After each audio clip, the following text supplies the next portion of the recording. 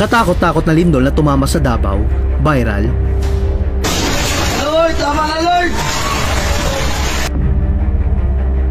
Nagulantang ang mga kababayan natin sa Davao Oriental, Mindanao matapos ang matinding pagyanig sa kanilang lugar. Umabot sa magnitude 7.6 ang lindol na naranasan ngayong umaga, October 10, 2025 ayon sa PhilBox.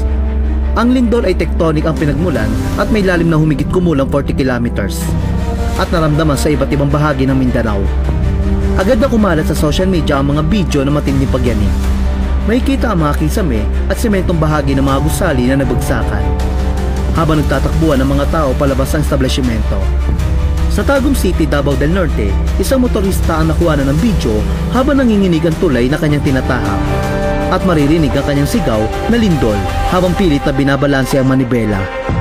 Ayon sa paunang ulat, isang babae ang nasawi matapos mabagsakan ng konkretong bahagi ng gusali sa Davao City.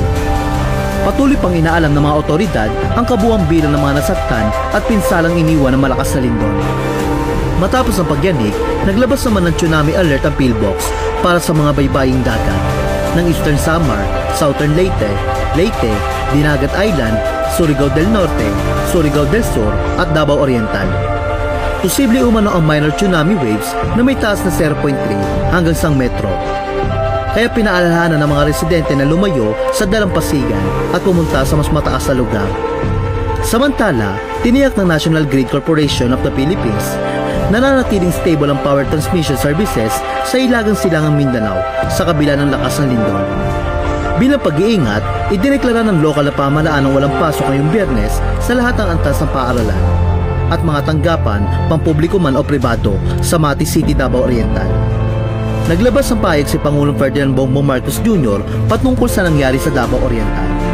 To our kababayan in the affected regions, please stay alert and calm. Move to higher ground and stay away from the shore until authorities declare it safe. Your safety is our top priority.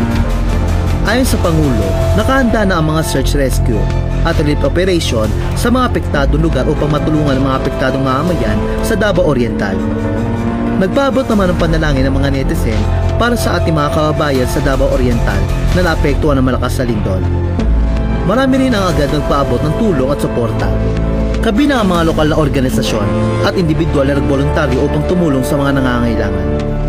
Sa social media, umapaw ang mga mensahe ng pag-asa at dasal para sa mga naapektuhan. Hiling ng marami ay ang agarang pagbangon ng mga taga Davao Oriental at ang kaligtasan ng lahat sa gitna ng mga aftershock na posibleng maramdaman.